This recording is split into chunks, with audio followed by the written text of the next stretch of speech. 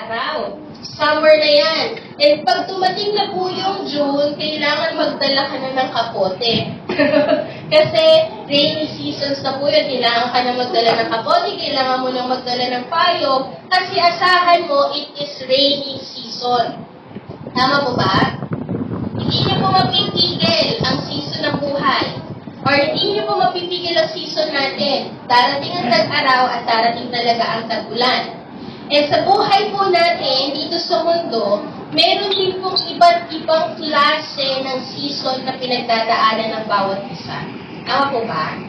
May iba't ibang klase ng season din po ang buhay ng bawat isa. At iyon po yung sinabi po sa Ecclesiastes 3, verse 1. Ang sabi po doon, for everything, there is a season. For everything there is a season and a time for every matter under heaven. Meron po talagang oras, meron po talagang season.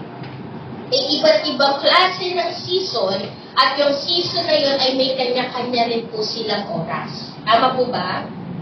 So kung titignan po natin dito sa mundo, the truth in this world, there is a right time for everything.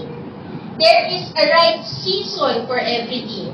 And in our life, in this world, habang tayo ay nabubuhay dito sa mundo, everything has its own season.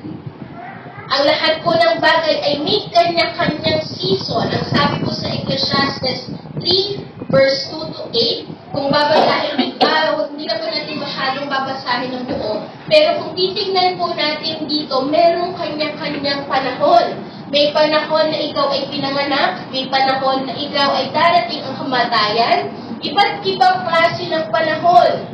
May panahon na ikaw ay aani, may panahon na ikaw ay dapat nagtatanim. May panahon din po ng pag-iyak, pero meron din pong panahon ng kagalakan. Tama po? Kung titingnan po natin at pagbabasahin po natin sa ating bahay po, mamaya pag kulay-kulayin po natin itong chapter 3, meron pong different kind of season ang buhay po natin. Minsan, there is a season that you will weep, but there is a season that you will laugh. Okay? In this chapter po, ipinapahayag po ni Solomon ang katotohanan na dadaan ng mga tao sa iba't ibang season ng buhay. Sino po dito ang dumadaan ngayon sa kapigharian? Wala po. Praise God. Sino po dito ang dumadaan sa panahon na may pagsubok? Amen. Iba't iba, yun po ang katotohanan na dadaan ang mga tao sa iba't ibang season ng buhay.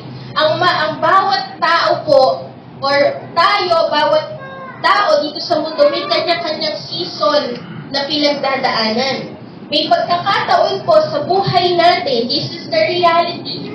May pagkakataon sa buhay natin na makakaranas ka ng high seasons. May pagkakataon na makakaranas ka ng low season ng buhay mo.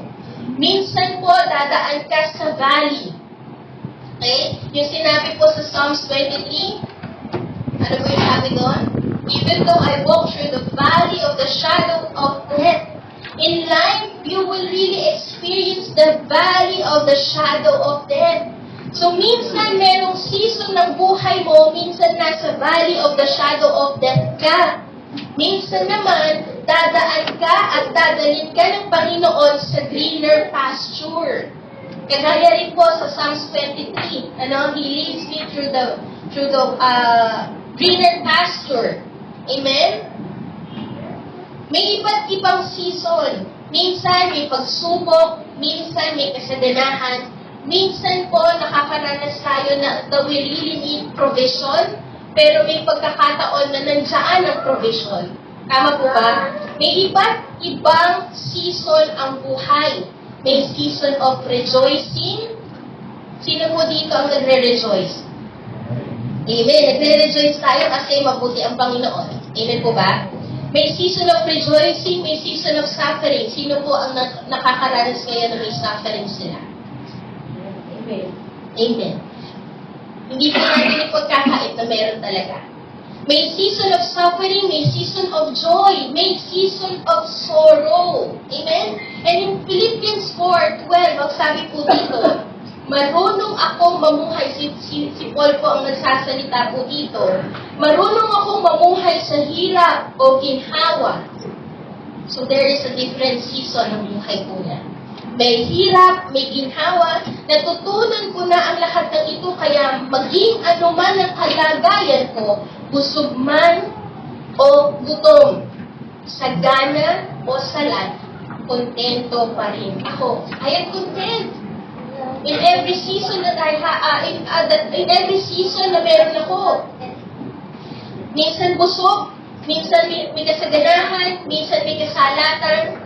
Kasi kung titignan po natin dito sa buhay po natin, the reality of time and season, even the people who are fully obedient to the Lord experience different seasons of life.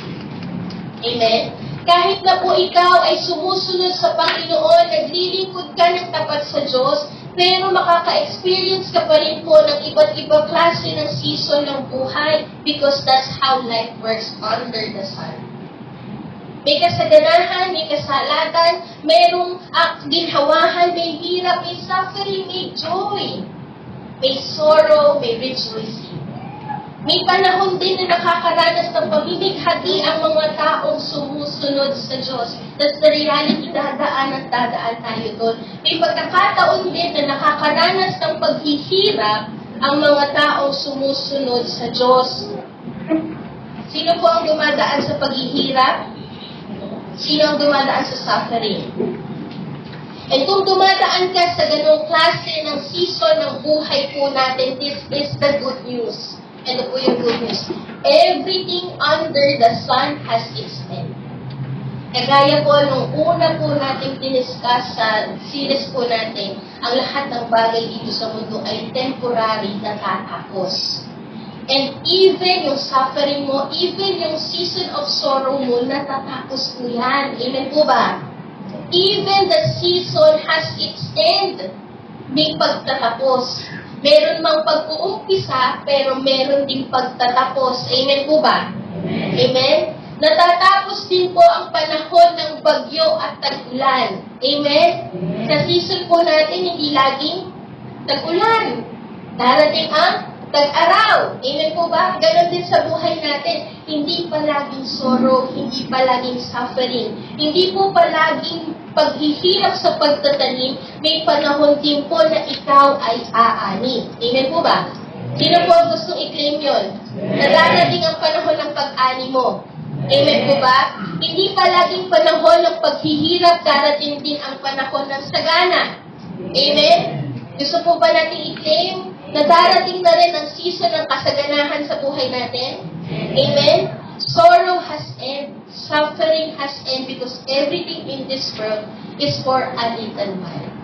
Everything in this world is not permanent but temporary. Natatapos, di ba? Yung sinabi po natin dito, yung katotohanan about this world, it is fleeting. Hindi, may katapusan. Hindi pang matagalan, hindi forever. May katapusan. So, ibig sabihin, even sorrow and suffering has end. So, 1 Peter 5:10, ang sabi po dito, and the God of all grace, who called you to His eternal glory in Christ, after you have suffered, kapag ilang panahon, for a little while, panandalian.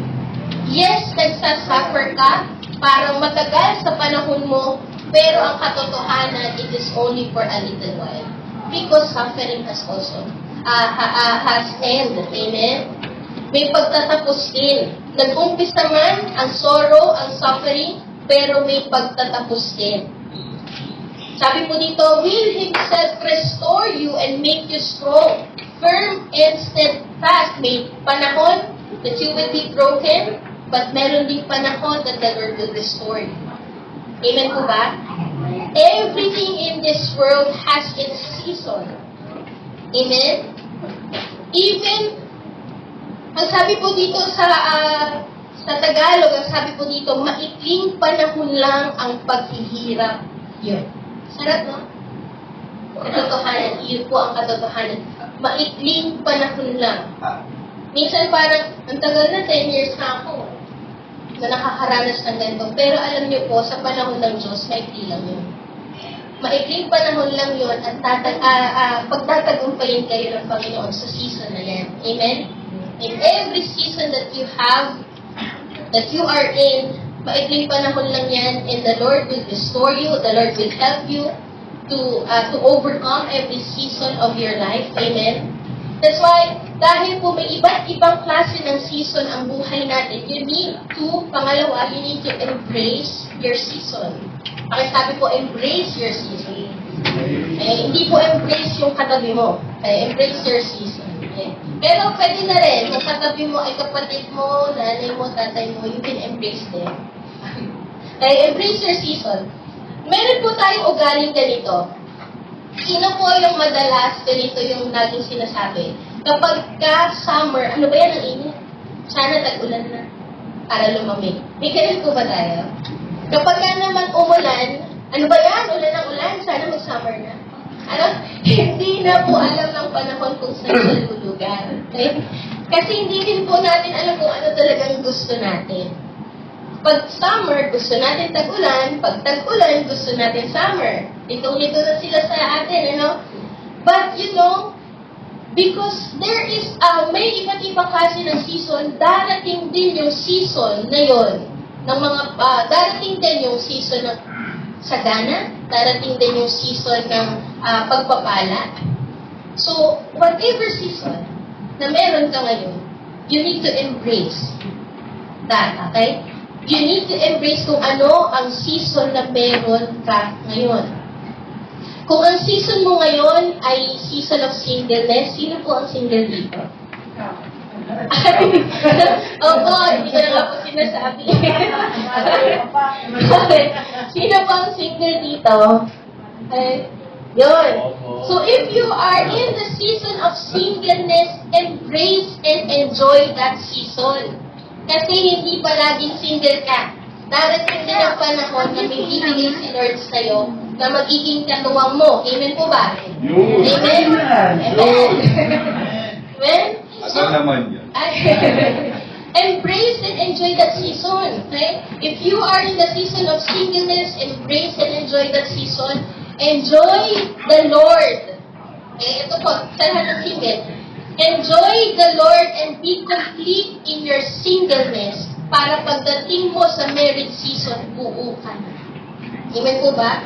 At hindi magiging karibal ni Lord ang asawa mo kasi nung single ka pa lang, na-train ka na, na-discipline ka na, natuto ka na to enjoy life with the Lord. Kaya hindi mo nahahanapin ang kabuuan sa asawa mo. Amen po ba? Amen? Kagaya po nung diniscuss natin, marriage in an eternal perspective. Diba ang diniscuss po ni Ate Sindon, sometimes sa mag-asawa, naghahanap kayo sa isa't isa. May expectation kayo sa isa't isa. Tama po ba? But sometimes yung expectation nyo, hindi namimit ng asawa nyo. So, dumarating ang point, nag-disappoint kayo, nagtatas po kayo, ano ba, pinutoyo kayo, sinusuka kayo, di ba? Bakit? Kasi ang hinahanap nyo na magpupuno sa inyo ay asawa nyo. Pero kung sanay ka na si Lord ang nagpupuno sa'yo at si Lord na talaga ang nagpupuno sa'yo, kahit hindi ma-meet ng asawa mo yung expectation mo, hindi ka magtatampo kasi buo ka na eh. Amen po ba? Amen? Kasi hindi madalas talaga ma-meet ng asawa natin yung asawa natin. Hindi talaga madalas ma-meet ng asawa natin yung expectation natin. Sometimes yung hinahanap natin sa asawa natin ay hindi talaga nila mapibigay. Kasi si Lord ang mag-meet mo. Amen po ba? So if you are in your season of singleness, embrace and enjoy that season. Maging buo ka sa season na yun. If you are in the season ng pag-aaral, embrace that season, mag-aral ka. Embrace that season, mag-excel ka. Diba? Kung nagtatrabaho ka, embrace that season na nagtatrabaho ka, i-enjoy mo ang pagtatrabaho kasi blessing ng Panginoon yan sa'yo. Okay? I-enjoy po natin yun. Hayaan natin na mag-glorify si Lord sa season ng nagtatrabaho tayo. Amen po ba? Minsan po kasi ganito tayo. Pagka tayo, nung bata pa tayo, na-experience niyo po ba nung bata pa kayo, lagi yung naiisip na sana tumanda na ako para makapagtrabaho na ako, kumita na ako. Nung nagtatrabaho na kayo, ang sarap maging bata. Ano? Hindi nyo na alam kung saan yung gusto talaga pumunta na season. No? So, in every season ng buhay natin, you embrace and enjoy. Amen po ba? Minsan lang po tayo magiging bata. Pero ang mga taga-New Life Antipolo, lagi pong bata ang gusto. Amen? Amen? So, you need to embrace. Maging tapat din po tayo sa bawat season na meron tayo. Amen po ba? Kagaya na lang po ni Joseph. Sa lahat po ng season ng buhay niya, naging tapat po siya. Hinayaan po siya ng Panginoon na dumaan sa season na binenta siya. Andoon siya sa season na binenta siya ng mga kapatid niya, pero doon sa season na binenta siya, naging tapat pa rin po siya sa Panginoon. Dumaan po siya sa season na naging slave siya. Pero nung panahon na naging slave siya, sa season na slave po siya, naging tapat pa rin po siya sa Panginoon. He embraced that season and he remained faithful in that season. And nung dinala po ni Lord si Joseph sa prison, nung siya po ay nakulong, he still remained faithful sa season po ng prison. Naging tapat siya, ginawa niya naging excellent po siya. Hindi po sinabi na maging excellent ka sa paggawa ng krimen. Hindi gano'n. Ang sinabi lang po, ang naging story lang po doon, naging katiwala po siya ng mga sundalo sa prison. Kasi nakita na he is responsible in every season ng buhay niya. Naging tapat po siya. Kaya ang ginawa po ng Panginoon, prinomote po siya ng Panginoon. So in the season na meron po siyang position na, naging faithful din po siya. So in every season ng buhay po niya, he embraced that season and naging faithful po siya sa bawat season na yun. In the season of setback, ito po yung sinasabi ng Panginoon, in the season of setback, remain faithful. And in the season of promotion, still remain faithful. Amen po ba? Amen? Patuloy po tayo maging tapat, patuloy natin i-enjoy and i-embrace yung bawat season na meron po tayo. Kung ano man, kung may setback man po tayo, i-embrace natin yun. Kung may suffering man po tayo, huwag po nating hayaan na magreklamo tayo sa panahon ng suffering, but still remain faithful in the season of suffering. Amen po ba? Amen? Because every season has blessing. Iyan po yung katotohanan na kahit na anong season meron kami pagpapala po doon. Amen po ba? There is a blessing in every season na pagdadaanan natin. Halimbawa na lang po yung sinabi ko po sa inyo kanina, ang tag-araw at tag-ulan hindi po natin yan kayang kontrolin. Tama po ba? Darating at darating siya. Hindi po pwede na kapag gusto nating umulan sa summer season, pwede nating kontrolin at gustuhin na umulan. Tama? So kapag summer, talagang mararanasan mo yung summer. Kapag tag-ulan, talagang mararanasan mo yung rainy season. We can't control the seasons of life. Hindi po natin pwedeng kontrolin ang pagdadaanan natin at sitwasyon ng buhay natin. Na dapat puro pagpapala lang at tatakasan po natin yung mga season ng pagsubok. Na ang gugustuhin lang natin palagi ay yung season na tayo ay masaya, pero yung season na may kabigatan, aalisan natin yon at aayawan natin yon. Kagaya po ng season ng summer at season ng tag-ulan. Kahit ayaw mo ang rainy season, darating yan sa buhay mo. Kahit ayaw mo ng summer, darating yan sa buhay mo. Hindi mo siya pwedeng takasan. Tama po? Hindi mo siya pwedeng i-skip at hindi mo rin siya kayang kontrolin. So, hindi rin po natin pwedeng i-skip yung mahihirap na season ng buhay natin. Hindi natin pwedeng takasan yung mga pagkakataon na dadalhin tayo ng Diyos sa malulungkot na season ng buhay natin o may kapighatian sa season ng buhay na yan. Hindi po natin siya pwedeng ma-skip kasi kapag in-skip mo, meron kang mamimiss. When you skip your season, you will miss something great. Kagaya na lang po ng feeding of the 5,000. Story po ng mga disciples. Sa Bible, feeding of the 5,000. Sino po yung nakapagbasa na ng feeding of the 5,000? Na-discuss na rin po natin siya dito. Na ang nangyari po doon, di ba, na doon ang disciples sa impossible situation. Napakakainin nila yung 5,000 na katao, more than 5,000 na katao, sa pamamagitan lang ng kakaunting resources. So kung ang nangyari po doon sa sitwasyon ng disciples, in-skip po nila yung sitwasyon na yon. Na Lord, ayaw na namin yung ganitong sitwasyon, aalis na lang kami kasi parang ang imposible na pinagagawa mo sa amin eh. Kung in-skip po nila yung season na yon, yung season of feeding the 5,000, they will miss the miracle of the Lord as Jehovah Jireh. Nakikita po yung point. You will miss the learnings and the pruning of the Lord on that season because every season has blessing. Hindi man blessing financially, pero may blessing ng pagkatuto. May makikita mo na blessing na sa iyo ang pagpuprune ng Panginoon. Makikita mo na blessing na sa iyo yung nire-reveal ng Lord kung sino siya. That's already a blessing. In every season has blessing.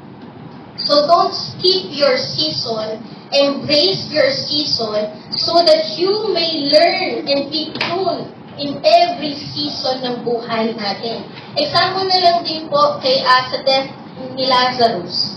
Yung magkakapatid na si Mary, Martha, and si Lazarus, namatay po si Lazarus. Kung in-skip po nila at hindi po nila gugustuhin na maranasan na mamatay ang kapatid nila, for example, si Mary and si Martha, ayaw pong maranasan na mamatay yung kapatid namin. I-skip namin to. Hindi namin gusto ang season ng kamatayan. Ayaw namin yun. Pangit yun. Hindi maganda yun. Malungkot yun. Pero alam niyo po ba, doon sa season na yun, doon po nila nalaman yung revelation that Jesus is the resurrection and the life. So don't skip that season. Don't skip yung mga season na mahirap. Don't skip yung season na malungkot kasi meron kang matututunan sa bawat season na yun. Every season has blessing. Amen po ba? So don't skip para walang ma-miss. Amen po ba? Naalala ko po nitong nakaraan, share ko lang po yung naging karanasan ko po nitong nakaraan.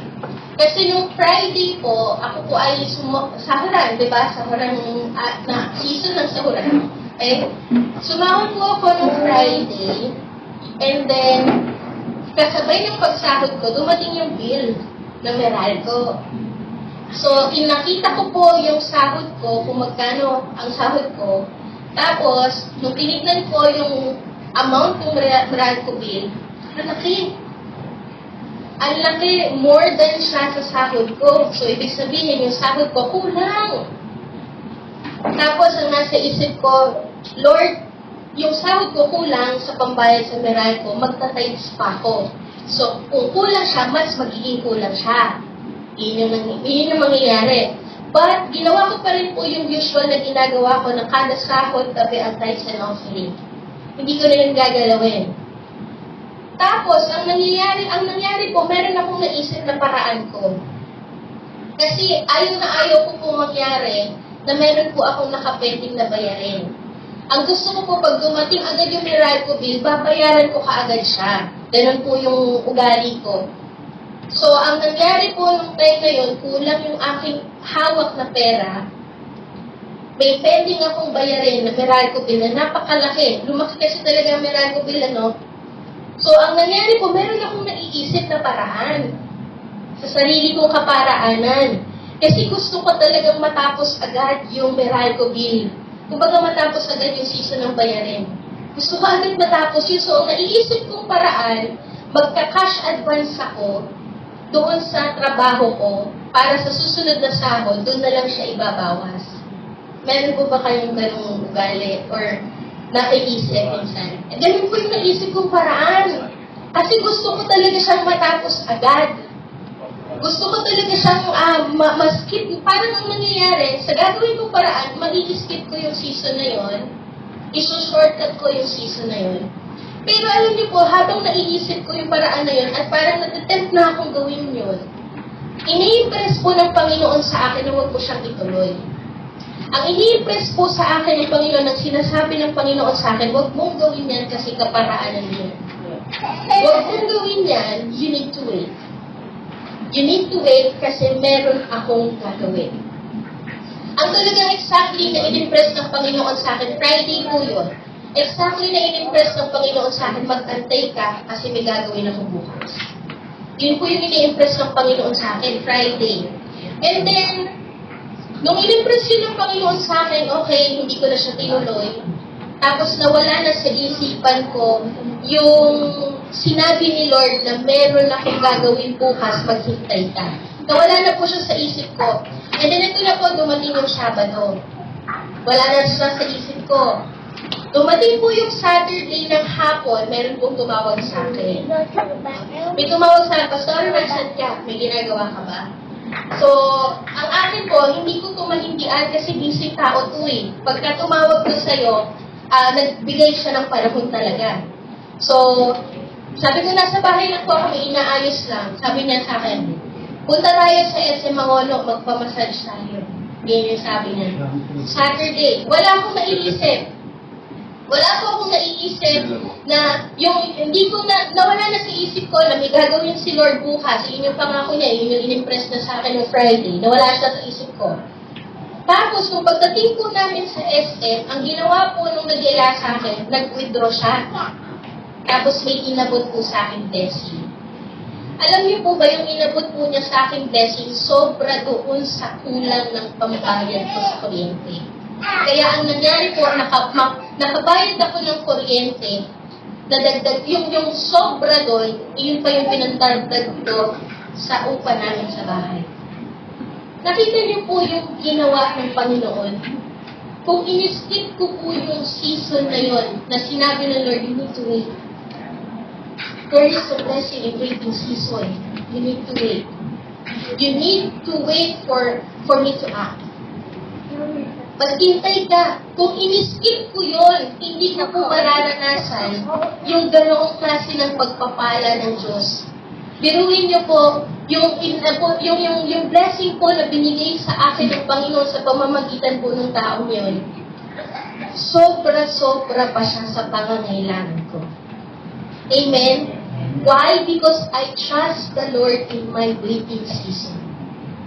So there is a blessing in your waiting season. There is a blessing in every season ng buhay mo. Kaya huwag natin shortcutin. Huwag natin pilitin na alisan yung season na yun na gumagawa tayo sa sarili natin kaparaanan. You need to wait for the Lord to act. Amen po ba? Meron season sa buhay natin na pwedeng hindi maganda sa paningin natin. At minsan parang ayaw natin siyang pagdaanan, pero tandaan natin na ang bawat season ay pwedeng maging pagpapala at merong pagpapala. Amen po ba? Bakit po natin nasabi na in every season may pagpapala? Kasi sa bawat season may ipinapahayag ang Diyos sa kung sino siya. That is already a blessing. The revelation of who Jesus is already a blessing. Amen po ba? Sa bawat season may itinuturo ang Diyos para lumago ka at mahugog ka, and that is already a blessing. Yung pruning na ginagawa ng Panginoon sa bawat season ng buhay natin is already a blessing. So again, the truth is every season has blessing. Amen po ba? Why? Because sa bawat season, may ginagawang patotoo ang Diyos na magbibigay ng kalwalhatian sa pangalan niya.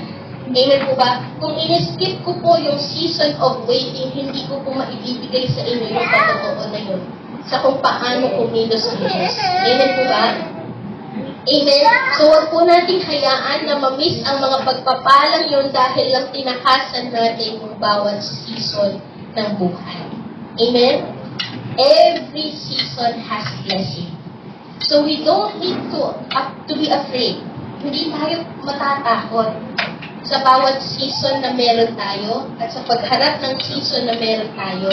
Why? Kasi mapagkakatiwalaan natin that God is in control. Amen po ba?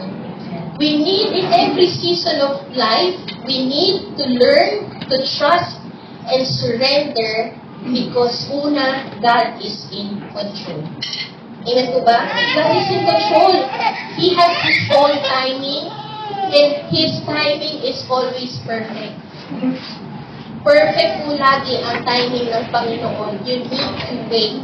If the Lord is telling you to wait, to have the season of waiting, then wait. Because the timing of the Lord is always perfect. Amen po ba? You need to always trust. Ano? And I know, yung nangyari po sa akin kahapon, the Lord will bless that person ng siksik-tiksik at umaapaw. Kasi siya rin po ay tumugon sa season ng buhay niya. Na nandoon po siya sa season that, the season of reaping. That's why He is blessing people. Amen? So, nandoon po ang blessing sa bawat season. And we need to trust, we need to learn and trust, we need to learn to trust and surrender the Lord in every season of our life because God is in control. Ang sabi po sa Ecclesiastes 3:17, sinabi ko sa sarili ko, hahatulan ng Diyos ang matutuwid at masasamang tao dahil may itinakda siyang oras sa lahat ng bagay. Kung nakakaranas po tayo ng mga injustice sa buhay natin, yung parang mga nangyayari sa buhay natin that it is so unfair because of the things na ginagawa ng mga tao sa paligid natin. Ang sabi po dito, pagkatiwalaan natin ng Panginoon because He is in control of everything. Amen? Pagkatiwalaan natin ng Panginoon because He has His own time in bringing justice to every evil works in this world. Hindi po niya hahayaan na yung evil works ay magpatuloy to be unpunished. Kagaya ng panalangin kanina, di ba? The Lord ay hahatulan ang mga ginagawa ng mga corrupt, ng mga politiko. No? May pagkakataon na parang they are using their authority over the people, to abuse their authority and power over the people. Pero darating po ang panahon na itinakda ng Panginoon na tatapusin niya ng Diyos. Amen po ba? Because God is in control of everything. Amen? And He has His own time in putting end to every situation. Amen po ba? He has His own time in putting an end sa sitwasyon na meron. At si Lord po ang magtatanggol sa atin. Pagkatiwalaan natin at surrender natin kasi si Lord ang bahala sa atin. Amen po ba? Amen? And pangalawa, bakit natin kailangan magtiwala at isurrender ang ating buhay sa bawat season ng meron tayo? Because God made everything beautiful in His time. Pwede ka po bang tawagin ng worship team? God made everything beautiful in His time.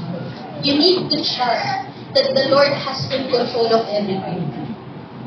So kung hinayaan po ng Panginoon na dumaan po tayo sa season na yan, rest assured na itatawid din tayo ng Panginoon. Because He has in control of everything. Rest assured that if the Lord will not take you out from it, He will get you through it.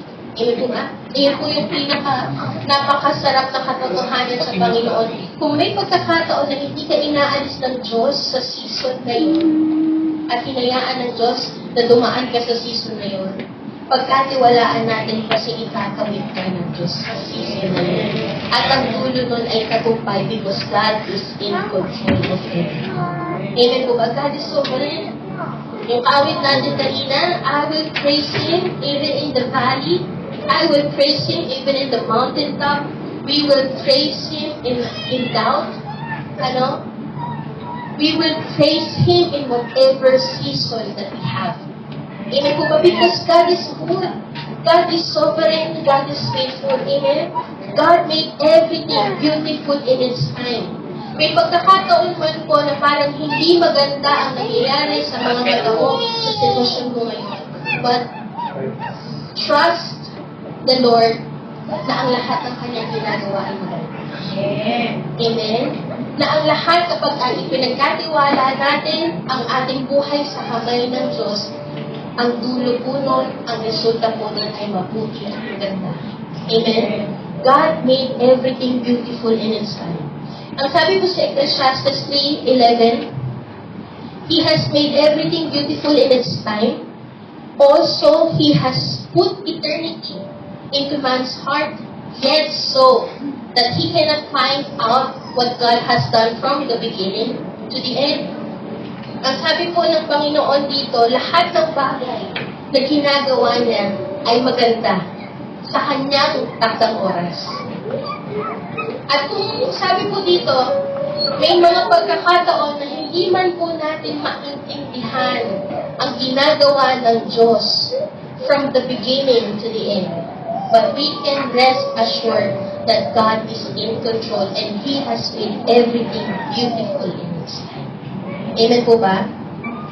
Meron tayong limitation sa ating pag-iisip sa kung bakit hinahayaan ng Panginoon na mangyari yun sa buhay natin. Bakit hinahayaan ng Panginoon na dumaan tayo sa season na yun. Lord, bakit dumaan pa kami sa season of mourning? Iyak pa kami ng iyak. Bakit dumadaan pa kami sa season ng pighati? Bakit dumadaan pa kami sa season ng pagsubok? Hindi pa pwede puro pagpapala na lang? Minsan meron tayong pag-iisip na gano'n na bakit, Lord, mo kami hinahayaang dumaan dito? Pero alam niyo po sa mga pagkakataon na limitado ang isipan mo sa kung paano sasagutin yung mga tanong na bakit.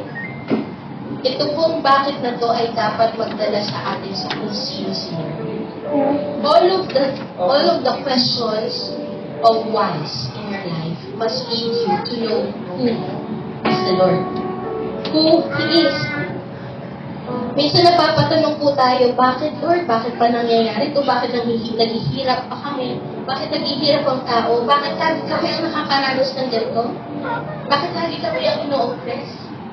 Bakit lagi kami nasasaktan? Bakit lagi kami namimighati? Bakit hinahayaan mo pa dumaan kami sa season na to? Alam niyo po sa mga ganoon sa mga ganong pagkakataon na nagtatanong ka na bakit, ang isasagot po ng Panginoon ay hindi detalye sa kung bakit. Hindi detalye sa bakit mo. Ang isasagot po ng Panginoon ay detalye sa kung sino siya. Kapag meron kang mga questions sa buhay mo, Lord, bakit nangyayari? Ang lagi kong isasagot ng Panginoon, sino ba ako? Lagi mong paingayin, hindi yung bakit mo. Ang lagi mong paingayin, sino si Lord sa buhay mo. Amen po ba? When you have your whys in your life, you need to trust who it is. When you don't know the details of your why, focus on the details of your who. Kapag hindi mo na alam ang sagot, nalilito ka na. Ang dapat po maging focus natin at pagdala sa ating pangalituhan ay yung pagkilala pa sa kung sino si Lord. Amen po ba? Yun yung paingayin po natin. At mapagkakatiwalaan po natin kapag lalo nating nakikilala si Lord, mas lalo po nating nalalaman kung ano ang laman ng puso niya. At ang laman po ng puso niya ay mahal niya tayo, hindi niya tayo iiwan, hindi niya tayo pababayaan. Ang lahat ng kanyang intensyon ay mabuti para sa kanyang mga anak. Amen po ba? Sabi po sa Romans 8:28, and we know that God causes all things to work together for good to those who love God, to those who are called according to His purpose. Kapag hindi natin naiintindihan ang pagkilos ng kamay ng Diyos, ang tignan natin ay ang puso niya. Ang puso niya para sa atin, mahal ka niya, hindi ka niya pababayaan, hindi niya hahayaan na mapahamak ka. Ang lahat ng kanyang gagawin ay para sa ikabubuti mo. Ang lahat ng kanyang ginagawa ay maganda. Nothing evil sa kanyang mga ginagawa. Kagaya na lang po ng cross-stitch. Hindi po dito yung nakakaalam pa ng cross-stitch. Lahat po tayo, kasi wala pa naman po mga Gen Z, Alpha. Yung cross-stitch po, di ba kung titignan po natin ang cross-stitch sa ilalim, may ganda po ba sa ilalim ng cross-stitch? Ilalim po. Di ba wala? Ang cross-stitch po, pagka ang focus mo lang ay sa ilalim, ang makikita mo lang po sa kanya, it is so messy, it is so ugly, parang hindi mo makita yung kalinawan ng picture, nung cross-stitch na yun. Tama po ba? Minsan po, ang buhay natin, ganito, pagka ang perspective po natin, kaya sinasabi po natin dito sa series natin is to have eternal perspective in every season of life.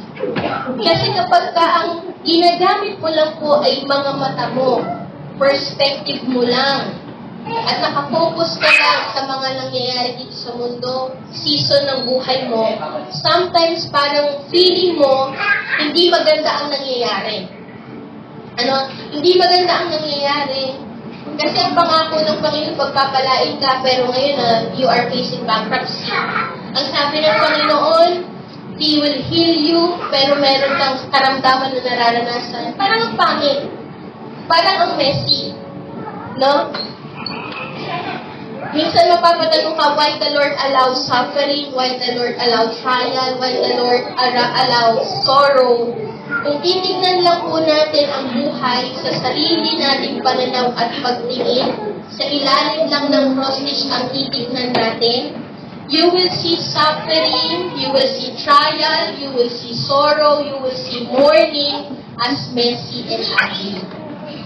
Pero kapag tinignan mo na po yan, at natapos na ng Diyos yung picture ng cross-stitch, at tinignan mo na siya sa perspective ng Panginoon sa ibabaw, sa perspective ng Panginoon, you will realize that what He is doing is so beautiful.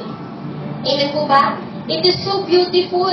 May mga pinahihintulutan man po siya ng mga paghihirap na season, na mayroon man siyang pinahihintulutan ng mga season ng kabigatan, pero ang lahat ng pinahihintulutan ng Diyos sa buhay mo, ang dulo po nun ay mabuti at maganda.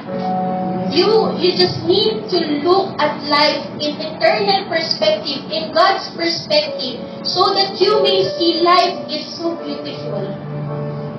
And God made all things work. He worked, sabi po dun sa Romans 8:28, we know that God causes all things to work together for good to those who love God, to those who are called according to His purpose.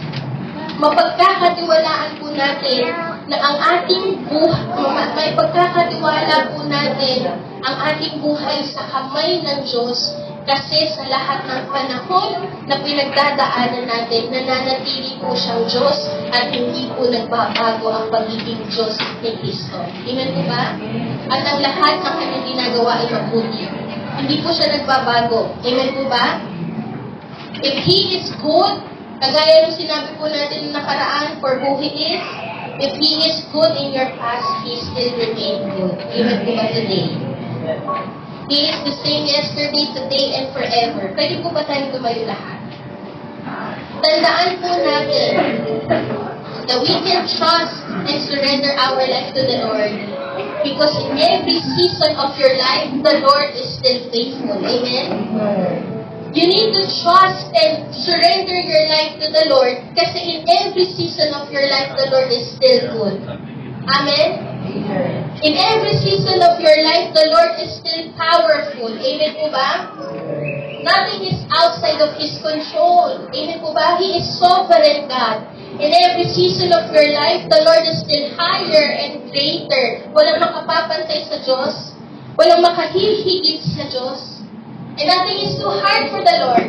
He is so powerful. Amen. In every season of your life, the Lord is holy. And in every season of your life, you can trust Him and you can surrender your life to Him because the Lord is still with you. Amen? Ang lahat po ng Kanyang ginagawa ay para sa ikabubuti natin. God made everything beautiful in His time. In His time. Amen? Pwede po ba natin today na awitan ang Panginoon and continue to